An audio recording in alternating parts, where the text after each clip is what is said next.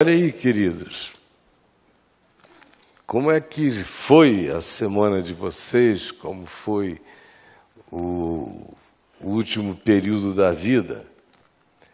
Tem alguém aqui, não precisa se manifestar, é só para você pensar, tem alguém aqui vivendo um tempo muito difícil, pesado? Rememore os seus pesos. Quando o peso é grande, a gente não precisa rememorar. Ele não se permite esquecer em nós, jamais. Mas quais são os seus? O que é que você chama de minha dor, meu desconforto, minha limitação, meu cativeiro, minha impotência? O que é que você chama de minha prisão, de meu limite? O que é que você chama de conspiração contra mim? O que é que você chama de solidão, de existir em estado constante de fraqueza? O que é que você chama de os meus molestamentos, os meus desconfortos, as minhas angústias? O que é que você chama de os meus descontentamentos? Me diga, olhe para dentro de você e me diga se você, de fato, pode justificar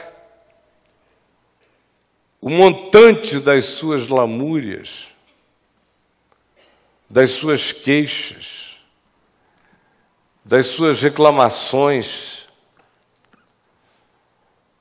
dos seus gemidos amargurados,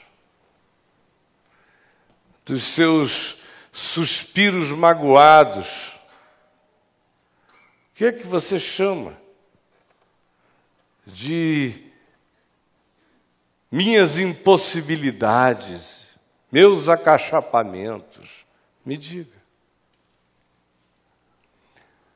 Meça, pese, avalie, veja se faz sentido ou se eles são apenas a confissão da sua extrema fraqueza, debilidade, espírito amargurado e atitude desistente. Eu quero ler para nós aqui na carta de Paulo aos Filipenses um texto que todos aqui ouvem-nos citado toda hora. Eu mesmo, somente aqui em Brasília, desde que nós iniciamos o Caminho da Graça em 2004, ali pelo Teatro La Salle, já preguei nesse texto dezenas de vezes. E hoje, mais uma vez, está aqui em Filipenses, capítulo 4, verso 11, e daí em diante, que diz assim: digo isto, ou seja, aquilo que ele tinha mencionado acima, como ele tinha ficado alegre com o dinheiro, a oferta, os bens, os víveres, as comidas, as roupas, os cobertores, que tinham sido enviados pelo grupo de discípulos de Filipos, onde Paulo iniciara uma igreja. Vocês lembram bem em que circunstâncias? E como aquele grupo nasceu de um aprisionamento de Paulo. E foi na prisão de Filipos que aconteceu aquele episódio extraordinário do carcereiro, quando um anjo do Senhor visita Paulo e Silas à noite, que cantavam louvores enquanto estavam presos. E a prisão é estremecida, as portas se abrem, O carcereiro entra em pânico, diz, bom, todo mundo fugiu e eu vou ser executado. Quando ele entra lá, Paulo quieto, com Silas, dizendo, olha, e o homem já ia tirando a vida, se suicidando.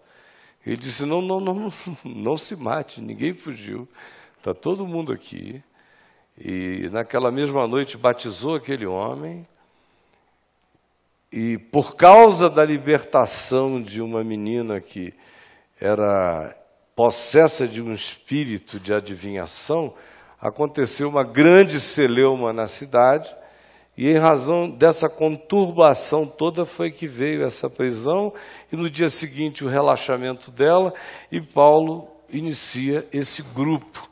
É esse grupo, alguns poucos anos depois, que envia pela segunda vez recursos, dinheiro, meios, cobertores, roupas, comidas não perecíveis, tipo charque, o que quer que se tivesse naquele tempo, mas, sobretudo, dinheiro para comprar alimentos, porque Paulo estava preso. Em que vez ele estava preso? Provavelmente, na sua última prisão em Roma, a primeira prisão em Roma, ele ficou numa casa, onde ele tinha liberdade de receber pessoas, convidados, era uma prisão domiciliar. Era como que colocá-lo lá com uma tornozeleira eletrônica, sem poder sair de casa, mas com a liberdade de atender pessoas. Paulo disse, então está tudo bem, estou solto.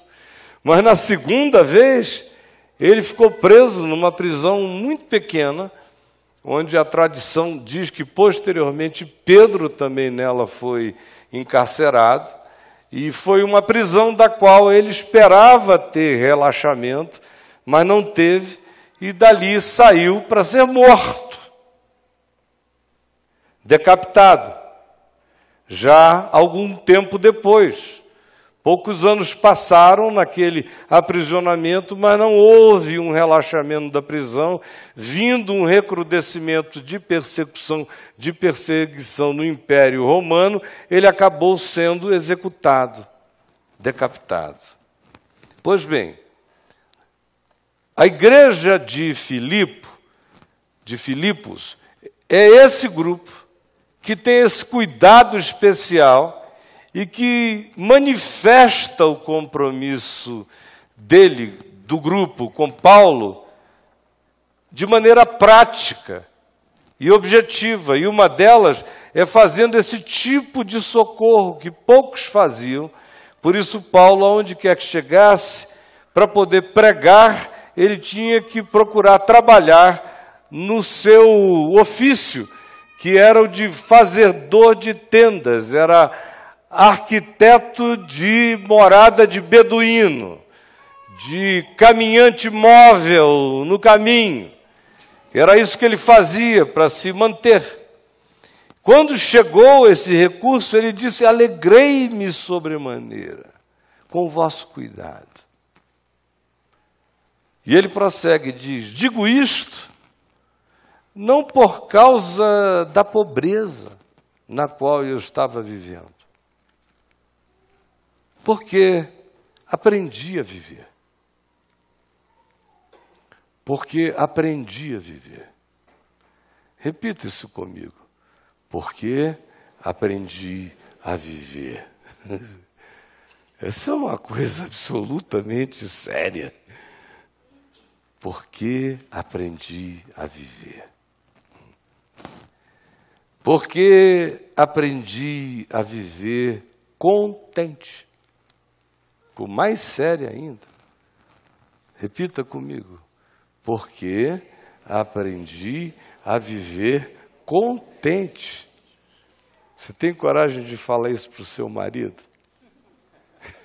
Ele confirma. Você tem coragem de falar isso para a sua esposa? Reúna os filhos e diga, com sinceridade, meus filhos, eu aprendi a viver contente. Eles vão fazer xixi nas calças. Pô, mãe, você tem que fazer stand-up daqui para frente. Porque eu aprendi a viver contente em toda e qualquer situação. Porque o Trump também aprendeu a viver contente em certas circunstâncias. Ele fica feliz da vida.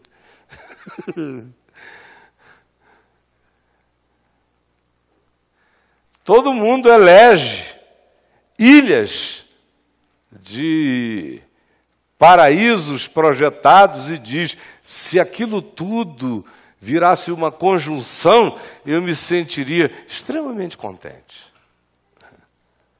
Mas em toda e qualquer situação, digo isto não por causa da pobreza, porque ele estava num perrengue danado. Eu disse, alegrei-me com o que vocês me mandaram, não por causa da dureza. Ele tinha outras razões para se alegrar. Vocês vejam onde a mente desse homem está. Porque a maioria de nós, numa dureza dessa danada, recebendo um volume de uma oferta financeira para se manter um ano num lugar, iria ficar muito contente com a grana mesmo, não é? Ele diz, não é por causa do dinheiro. Eu alegrei-me. Foi com a possibilidade, foi com a verificação de que vocês são gente que aproveitam as oportunidades para o bem. Já é a segunda vez que vocês fazem isso comigo. É por isso que eu estou alegre, não é por causa da minha pobreza que foi mitigada, obrigado, mas é por algo para além disto. É porque eu aprendi a viver contente em toda e qualquer situação. Parece utópica essa declaração.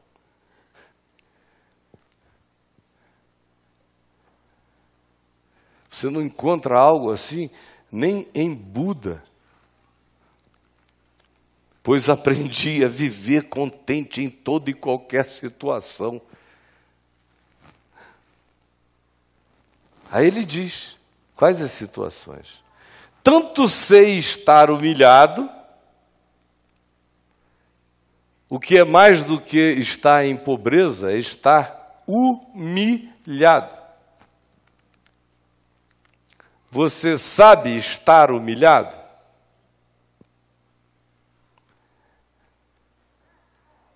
Tem tido que viver humilhado? Engole humilhações impotentemente de circunstâncias maiores do que você com alguma regularidade? Eu aprendi a viver humilhado. Como também aprendi a ser honrado. Que é mais difícil ainda do que aprender a viver humilhado, é aprender a ser honrado e não virar um babaca. O indivíduo humilhado corre o risco de virar um amargurado. E aquele que não aprendeu a ser honrado vira um soberbo, um autoexaltado. Aprendi os polos da existência. Os tenho conhecido, provado e me adaptado a eles.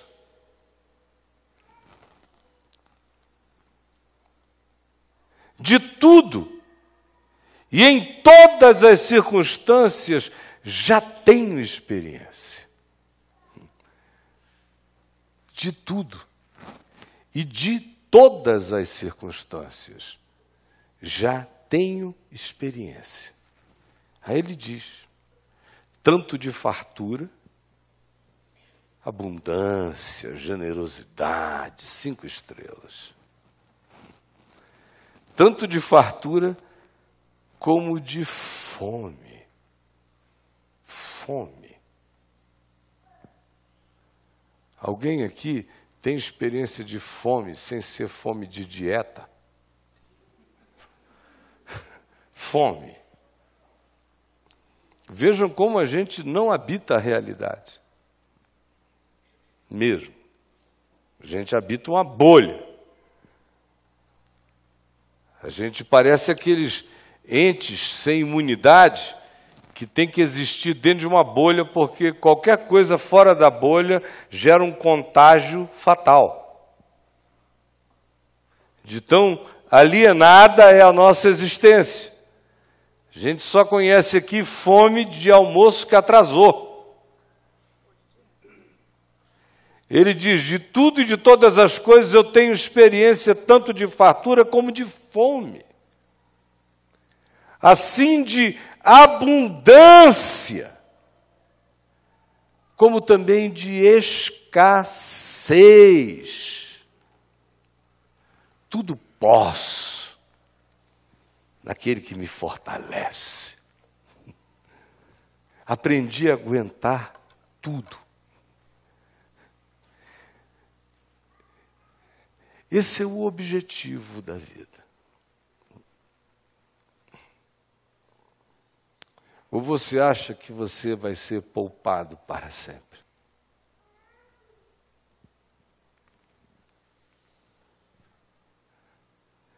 Quanto tempo faz que você estava em casa e depois não estava mais, sabe?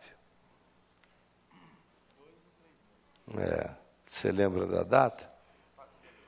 4 de agosto. Estava lá, alegre, tocando. De repente, cadê o saco?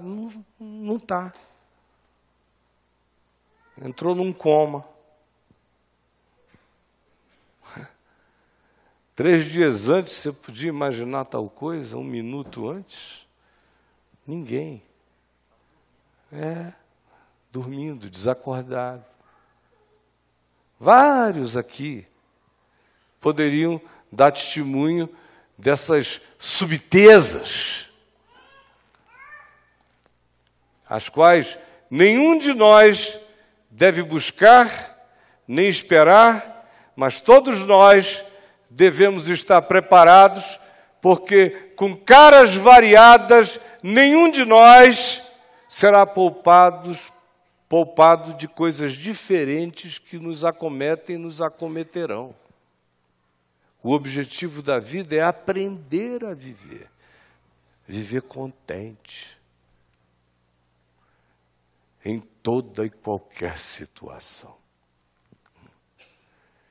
Sinceramente, amigos, se o Evangelho não for essa boa nova, esse tipo de poder, ele serve para quê, então? Serve para quê? Olha só o estado desse cara. A leitura que a gente fez tem um contexto. E o contexto é extremamente interessante, porque o que a gente encontra aqui é justamente o que Paulo nos diz sobre qual era essa conjuntura onde ele está colocado. Em primeiro lugar, ele está preso, numa prisão da qual ele não sairá mais. Em segundo lugar, ele diz que Epafrodito, que foi o que foi levar o recurso, chegou com o recurso e caiu doente, e não conseguia mais voltar para Filipos, e eles pensaram que ele ia morrer. E Paulo disse, e ele foi morrendo mesmo. Com efeito, ele fez uma curva na beirada da morte. E eu, aqui angustiado, pedindo a Deus que o socorresse e que me liberasse, me salvasse de viver de tristeza em tristeza, de tristeza em tristeza. Mas eu tudo posso naquele que me fortalece. Aí ele prossegue e diz, eu aqui preso, não me basta preso, mesmo preso eles me perseguem. Os judeus fanáticos que odeiam a pregação do Evangelho, o anúncio de que em Cristo a lei morreu, Me odeiam tanto que não me dão paz nem preso. Eles contratam pessoas para promoverem o espírito de uma sentença fulminante contra mim. Isso não foi um episódio só. É um dos últimos, numa sequência sem fim. A quantidade de coisas são tão grandes que ele diz: eu estou escrevendo essa carta a vocês sentado no ninho de algemas.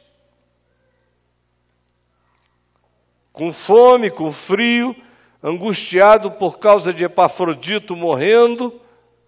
Mas eu aprendi a viver contente, em toda e qualquer situação. A pergunta é por quê? E ele dá 4 respostas. A primeira é porque ele via a vida como aventura de oportunidades. É o que está aí no capítulo 1, versos 12 e 14. Ele diz: olha, estou preso, algemado, mas eu quero que vocês saibam que isto contribuiu para o progresso. Isso é com a cabeça, uma atitude mental. Preso, algemado, Epafrodito morrendo, pobreza para todo lado, nenhuma perspectiva de futuro, gente me perseguindo, a minha causa vai sendo dia a dia anexos e mais anexos contra mim. E os judeus estão trazendo. O processo está ficando volumoso, a morte está diante de mim. Todavia, isso tem servido para o progresso do Evangelho. A guarda pretoriana está me ouvindo. Eles vêm cuidar de mim, ficam algemados a mim, em turnos de 6 horas, os pobres dos rapazes. Paulo diz: se algemam a mim, coitados. E eu fico conversando com eles.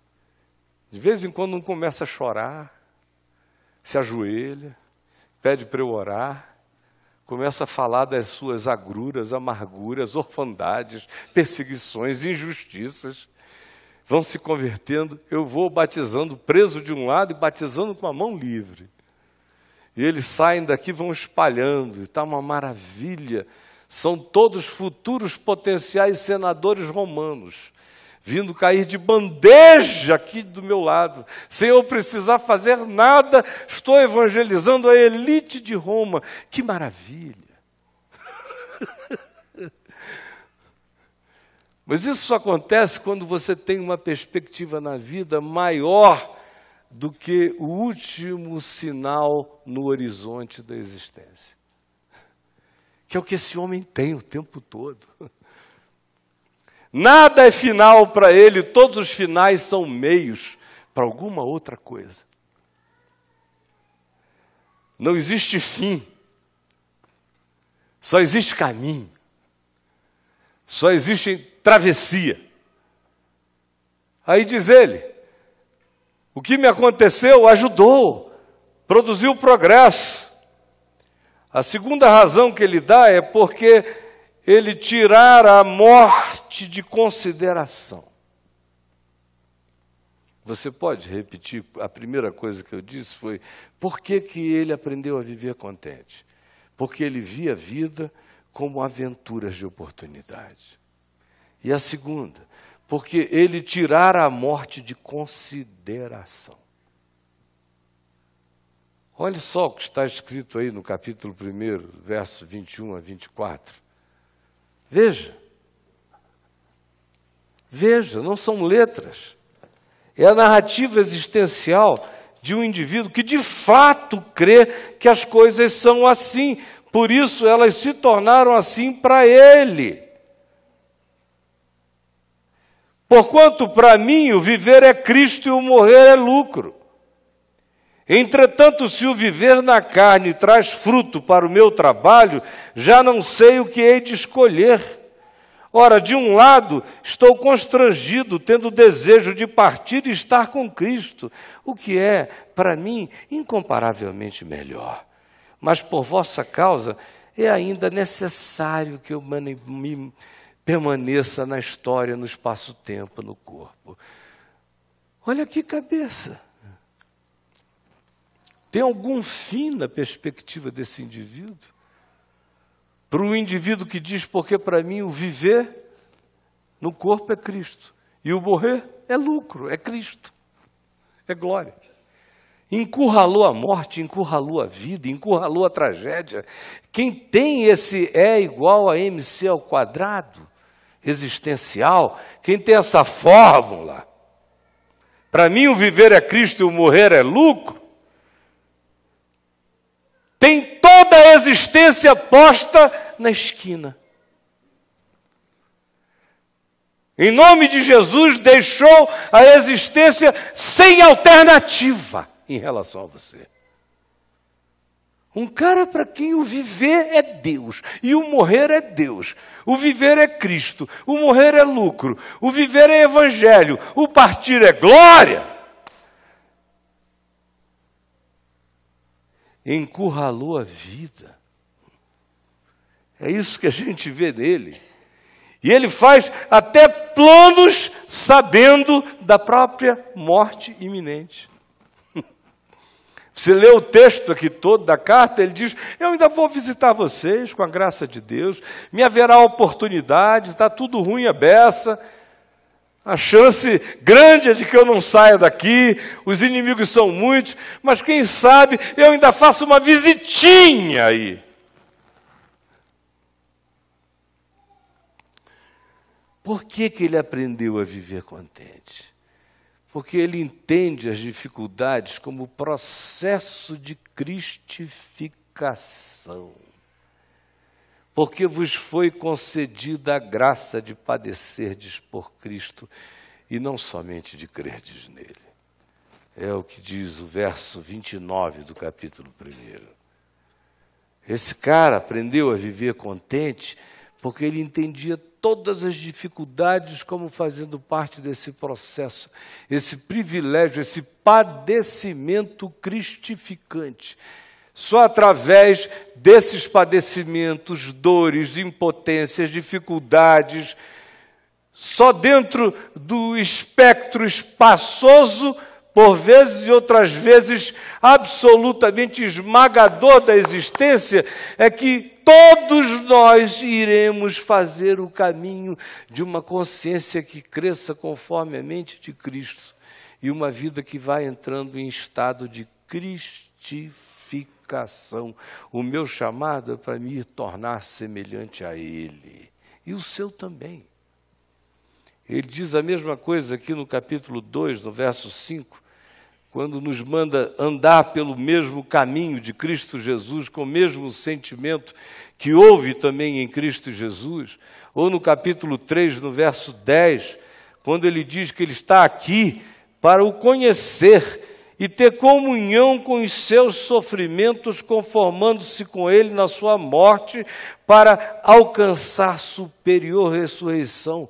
O que ele diz é, isto tudo que alguém de fora olha e chama de a perdição de Paulo, o azar de Paulo, a desgraça de Paulo, a tragédia de Paulo, é justamente o poder motriz que vai me modificando, me cristificando, me transformando, purificando a minha consciência, me fazendo um homem, me dando adulteza espiritual, me gerando essa rigidez, criando em mim essa força que me permite dizer que eu posso tudo naquele que me fortalece.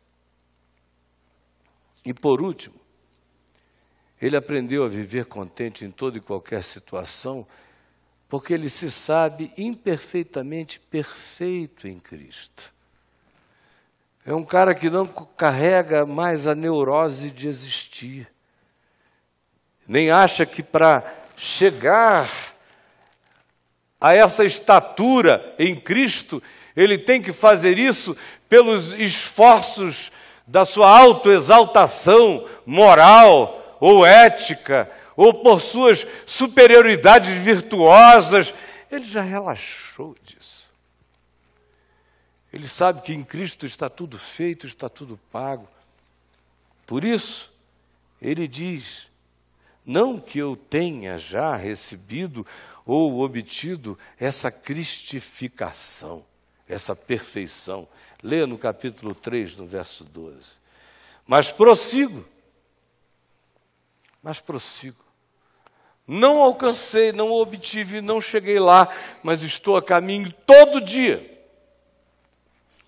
Prossigo para conquistar aquilo para o que eu também já fui conquistado por Cristo Jesus.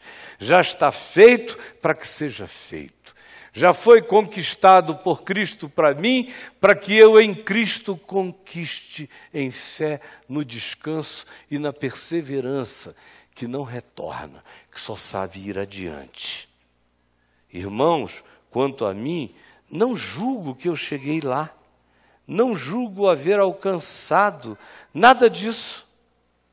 Mas uma coisa eu faço, esquecendo-me de pecados passados, de obras mortas, de falências pessoais, de impotências que se manifestaram na minha vida, esquecendo dessas coisas, deixando o passado onde ele está, eu prossigo. Eu avanço para as coisas que eu tenho que alcançar, para o ente que eu me propus a ser em Cristo Jesus. Eu prossigo para esse alvo de me tornar como Ele é, vivendo e tendo comunhão com os seus sofrimentos, com os padecimentos da existência, com as ambiguidades da vida, com os casuísmos que nos venham, com os polos estranhos que nos assaltem. Eu prossigo, todavia, para o alvo, para as coisas que diante de mim estão, para o prêmio da minha vocação em Cristo, que é me tornar Cristo em Deus. E conquanto eu saiba que eu sou absolutamente relativo, eu sei que em Cristo eu já estou aperfeiçoado. Por isso ele diz, todos os que somos perfeitos tenhamos este entendimento, este sentimento, esta compreensão de que nós somos perfeitos nele, embora sejamos imperfeitos em nós mesmos, mas nele já estamos aperfeiçoados para podermos, sem neurose, crescer e avançar no caminho de nos tornarmos como ele. Esse é o objetivo, esse é o nosso chamado. Agora, olha só, ele diz como é que ele vivia todo dia para chegar lá. Quando a gente chega aqui no capítulo 4, no verso 2, uma das primeiras coisas que a gente vê é a preocupação dele em pacificar pessoas. Evódia e Sintique, que estavam em desacordo. Ele aprendeu a viver assim, porque veja o estado mental do indivíduo na prática. Ele não consegue pensar a vida tolerando o desacordo, o desencontro entre aqueles que têm tudo para viver bem. Ele se faz um pontífice de relacionamentos. Segundo lugar, ele, preso, exorta 4 ou 5 vezes nesta carta acerca da alegria. Por isso, de novo, no capítulo 4, ele nos diz, no verso 9, alegrai-vos sempre no Senhor. Outra vez eu vos digo, alegrai-vos. Mantenha esse espírito, busque esse humor, tente desenvolver essa atitude. Exercite a mente. Exercite os neurônios, exercite a atitude, exercite o código interpretativo, colocando o humor da alegria, da felicidade, da perspectiva de que está tudo sob perspectiva, está tudo no alvo, não há nada que me desvie do alvo, tudo que venha e que me seja dificuldade é apenas adubo para me fortalecer na fixação desse caminho. Tudo posso naquele que me fortalece. Aí ele diz, seja a vossa moderação conhecida de todos os homens. Não vivam em excesso. Amem o equilíbrio. Não entreguem-se aos extremos da existência. Busquem relacionalidade pacificada, uma atitude alegre na vida. Sejam moderados nos vossos olhares, nas vossas ambições, no que vocês estejam fazendo ou deliberando. Não exagerem na existência, para que a existência não exagere contra vocês. E ele diz, e deixem de lado a ansiedade. Não andeis ansiosos de coisa alguma, transforme a ansiedade em oração. Transforme a ansiedade em oração. Não andeis ansiosos de coisa alguma, antes, porém, sejam conhecidas diante de Deus as vossas orações, as vossas súplicas, as vossas petições, com ações de graça. Alegria, moderação, ação de graças. O indivíduo substitui a ansiedade resfolegante pelo diálogo com o Pai. Eu sei que tem muita gente aqui que passa o dia inteiro dialogando consigo mesmo. Conversam muito, não é verdade? Você conversa a beça com você, ou então com figuras imaginárias na sua mente. Com o marido. O cara sai de casa sem fazer nada do que vocês combinaram. Você passa o dia conversando com ele. Seu desgraçado. Filho da mãe. Pelo amor de Deus. Aí você passa e vê outra coisa que ele não fez. Pelo amor de Deus. O dia inteiro falando, fulano. E ele também dialoga contigo, com ódio. E com os filhos. O filho que está dando problemas. O dia inteiro você falando no ouvido dele. Ele está longe, está na escola. Mas você não para de falar. Falar. É uma miséria. Aquela mãe preocupada com a menina que está assim na iminência de... isso mesmo. Está assim naquela fase dadivosa, generosa. Garota. Servindo banquetes. Sim, aquela moça. E a mãe passa o dia inteiro, aquela angústia, meu Deus, para que será que ela deu? Será que não deu? E aquele cara, não para. É um desespero mental danado. Aí Paulo chega e diz, não andeis ansiosos de coisa alguma. Dinheiro, então, né?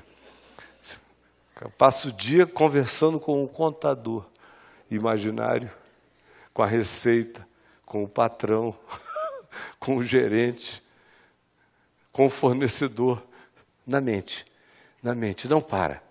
Paulo diz, não andeis ansiosos de coisa alguma, sejam, porém, as vossas orações conhecidas diante de Deus.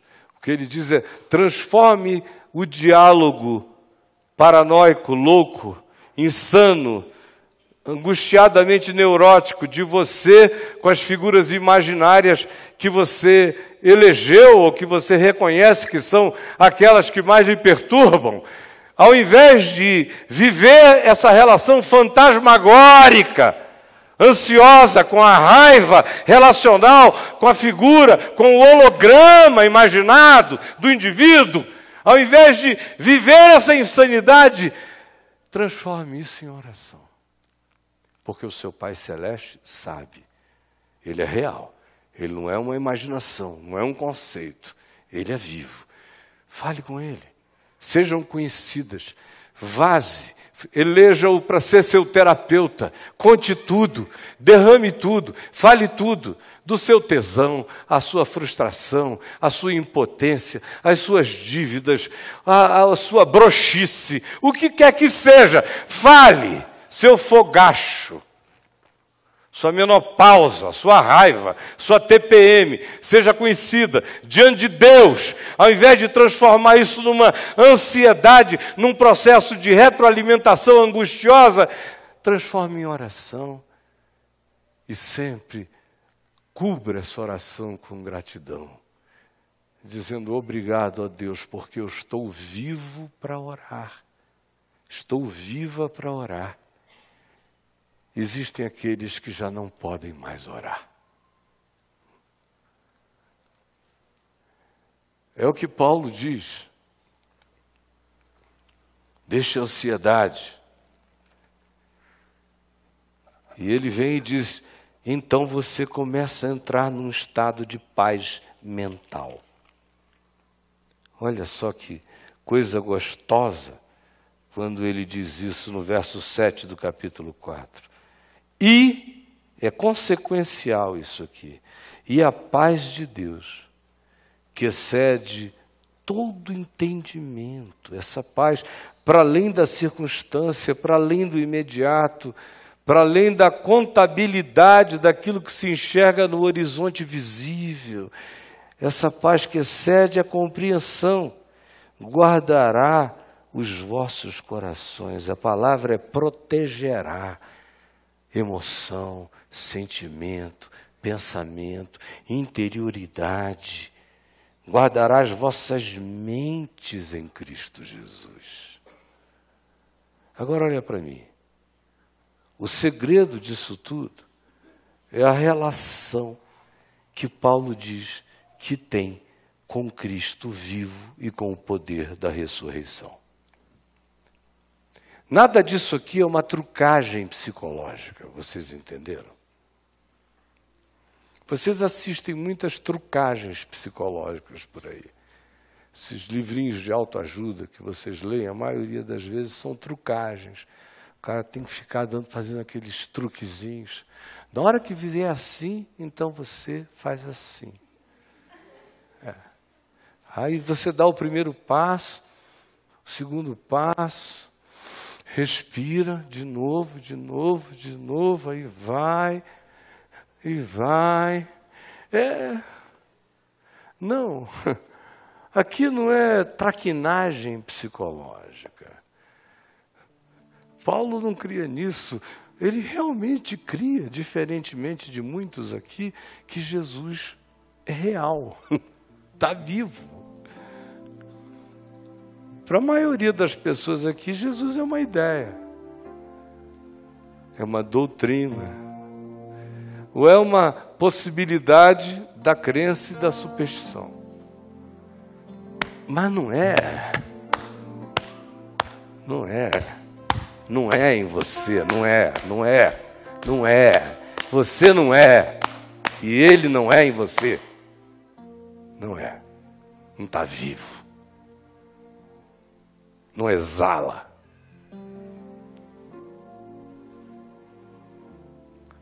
Mas para ele, a vida dele era essa certeza.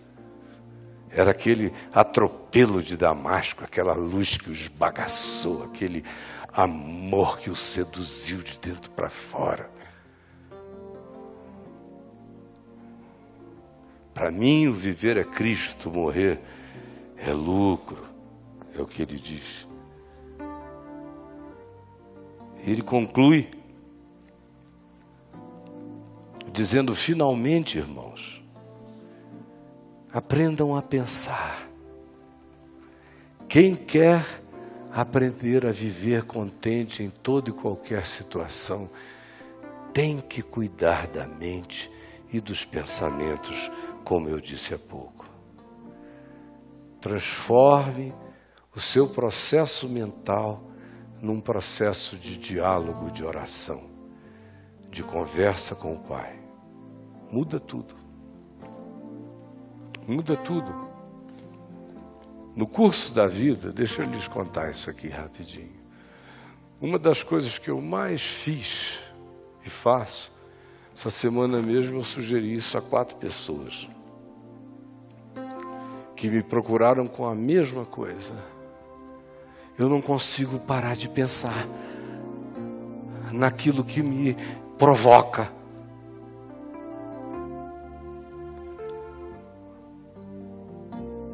Quase sempre alguma coisa de natureza muito passional e pessoal.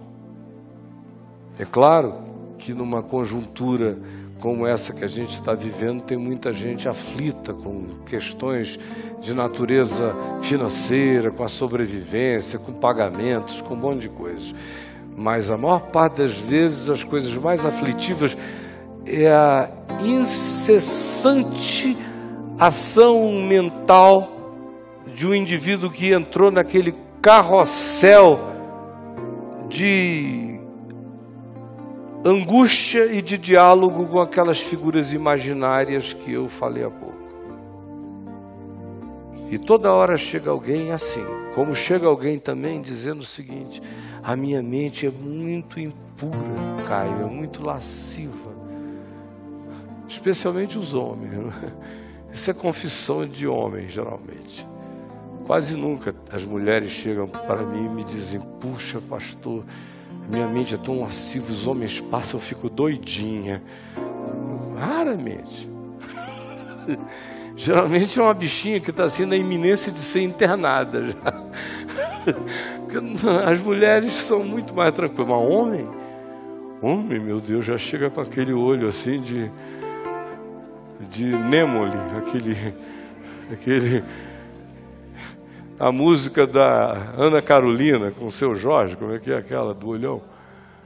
Não vou, como é que é, brother? De te olhar, aquela amiga, chega ele, ó. E é tudo bunda, peito, tudo assim, não conseguem tirar o olho. É uma angústia, e o cara diz, mas aí eu fico pecando. E eu digo, por que você não peca com Deus? Você já está pecando em Deus mesmo, você vive em Deus, você é em Deus. Você é um flagrante para Deus, então aproveita, cara, e ó, fala mesmo. Estou com vontade de comer Jesus. E fala para Jesus o que você faria se você fosse pegar a bichinha. Mas assim não dá, né, cara? Eu digo, mas por que não dá, rapaz? Vai dar, Senhor, olha só que delícia. Se eu pegasse, eu faria assim, faz. Aí o cara começa a digo, tenta, vamos tentar, tenta aí. Tenta. Assim eu broxo, cara. Eu digo, poxa, então... então você não quer ficar curado da sua lascívia. Você está querendo o quê? Uma unção para a sua lascívia? Ou que o anjo Gabriel te traga o quê? Um KY? Não, para com isso. Ou você está querendo ficar curado da sua lascívia. Se você quiser ficar curado de qualquer coisa, faça a coisa atravessar e rodar em torno do trono da glória de Deus. Faça. Leve com a sua mente. Pegue a sua pior coisa e a leve para diante de Deus e fale. Ele sabe. Você está pensando que você vive sem Ele? Você nunca fez nada sem Ele. Então pare de idiotice. Fale. Você vai ver o que acontece. Sabe o que acontece?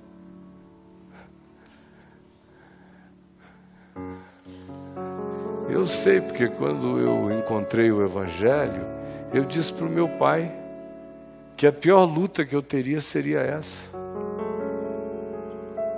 E ele disse, não, meu filho, pega tudo isso e traz para diante de Jesus. E fala com Ele, com jejuns e orações, onde você estiver, fala. E isso não resiste a essa viagem na luz. Nada resiste. Você está com vontade de matar alguém? Fala com Deus. Senhor, eu queria estribuchar aquele cara. Fala, mas pode falar. Comece a dizer, eu queria pegar uma rasgar, eu queria tirar o fígado, eu queria comer o baço dele, Jesus. Vai falando de joelho, se ajoelha, fala, ou então andando pelo caminho, do jeito que você quiser. Veja se você aguenta chegar na esquina assim. Ai. Veja o que acontece, irmãos, é que quando a gente faz isso, a mente começa a escolher tudo que é verdadeiro e não tudo que é elucubração de acréscimo do nosso ódio, tornando mais pernicioso o objeto do nosso desagrado. Se a gente leva diante de Deus tudo, o pensamento muda, como Paulo diz aqui em Filipenses 4, de 8 em diante. Tudo que é respeitável começa a crescer dentro de nós. Tudo que é justo começa a ser priorizado em nós. Tudo que é puro, tudo que é amável, tudo que é de boa fama, se alguma virtude há, se algum louvor existe, é isto que vai tomando conta do nosso pensamento. Para aprender a viver contente, tem-se que ter esse tipo de pensamento da vida. Imagina se você vai aprender a viver contente em toda e qualquer situação, com os pensamentos tomados de tudo que é mentiroso, de tudo que é enganoso, de tudo que é não respeitável, de tudo que é oculto, de tudo que é injusto e iníquo, de tudo que seja perversão, de tudo que não seja amável, de tudo que não seja contável, narrável, de tão obscuro que seja e que precise se esconder. Imagine-se mantendo a mente nesse estado, ocupando assim o pensamento. A conclusão será essa: e o Deus da paz será convosco. Não será. Mas se você educar, se você aprender, isso é coisa para aprender. Ninguém nasce sabendo, é para se desenvolver. Eu aprendi a viver. Eu aprendi a viver. Eu aprendi a viver contente em toda e qualquer situação. Tanto sei estar humilhado, como também honrado, de tudo e de todas as circunstâncias. Eu tenho experiência tanto de fartura como de fome, de abundância como de escassez. Tudo posso naquele que me fortalece, porque Ele é vivo, Ele me fortalece. E eu aprendi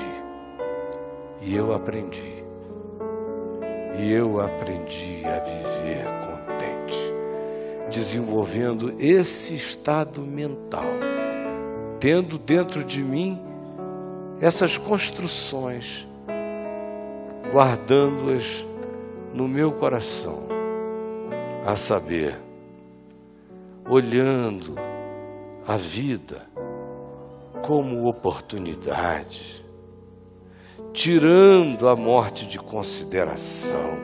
Ela está encurralada, entendendo as dificuldades como processo de cristificação, assumindo desneurotizadamente a nossa imperfeita perfeição em crescimento, buscando no cotidiano ser pontífice relacional, mantendo o coração cheio de alegria, moderando a vida em todos os sentidos, transformando a ansiedade em oração e cultivando paz mental através desses pensamentos que são todos viajados por dentro de Deus em oração, até que eles se transformem em gratidão contente nos nossos corações. Aí o poder desabrocha. E eu tudo posso naquele que me fortalece. E todo dia aprendo a viver melhor. Vamos ficar em pé e vamos orar.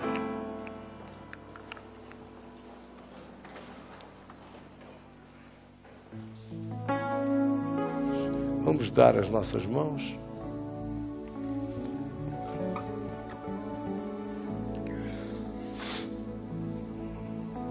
Maravilha. Que bom.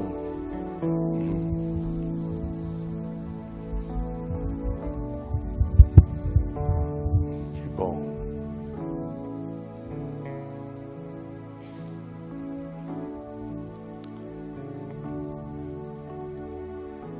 Pai nosso que estás nos céus, santificado seja o teu nome. Venha o teu reino, seja feita a tua vontade, assim na terra como nos céus. O pão nosso de cada dia nos dá hoje. Perdoa as nossas dívidas, assim como nós perdoamos os nossos devedores. Não nos deixes cair em tentação, mas livra-nos do mal, pois teu é o reino, o poder e a glória para sempre. Amém. Senhor Jesus, eu não faria nada, não abriria minha boca, se eu não cresce que tu és vivo, que tu és o Cristo da humanidade, que tu és o Filho do homem e que tu és o Cordeiro do universo e de toda a criação, o provedor e o perdoador de todas as criaturas e de todas as criações, o Senhor de todas as existências. Eu sei que tu és vivo e que tu vives em mim, e eu vivo porque vivo de ti e me alimento do poder da tua ressurreição, desta certeza de que a morte foi tragada pela vitória. Por isso, para mim, o viver será Cristo todos os dias da minha existência nesta dimensão. E o meu partir, quando este corpo morrer, isso me será lucro, porque eu não sou um corpo, eu sou um espírito que possui um casulo que será deixado para trás. Nada pode me vencer. Eu já sou mais do que vencedor em ti.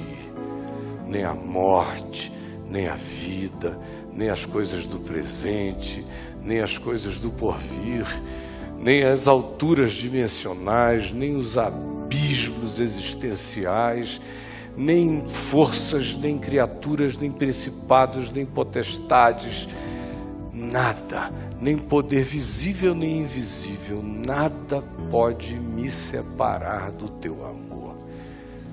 E isto me faz poder viver contente, quando se tem, quando não se tem, quando se pode, quando não se está podendo, quando se está sem dor, quando está doendo, quando estamos honrados e quando somos humilhados, quando somos amados e quando somos desprezados.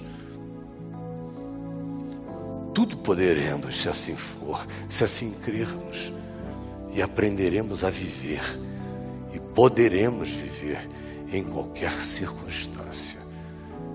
Tudo posso em ti que me fortaleces. Leva-nos para vivermos esta semana e a vida com essa vontade. Salva-nos dos esquecimentos. Que o Evangelho não seja apenas uma motivaçãozinha até amanhã de manhã. Por amor do teu nome, planta-nos eternamente em nós. Planta-o no nosso ventrículo superior esquerdo. Por favor, que o Evangelho ocupe os escaninhos mais profundos do nosso ser e nos dê poder para viver. Em nome de Jesus.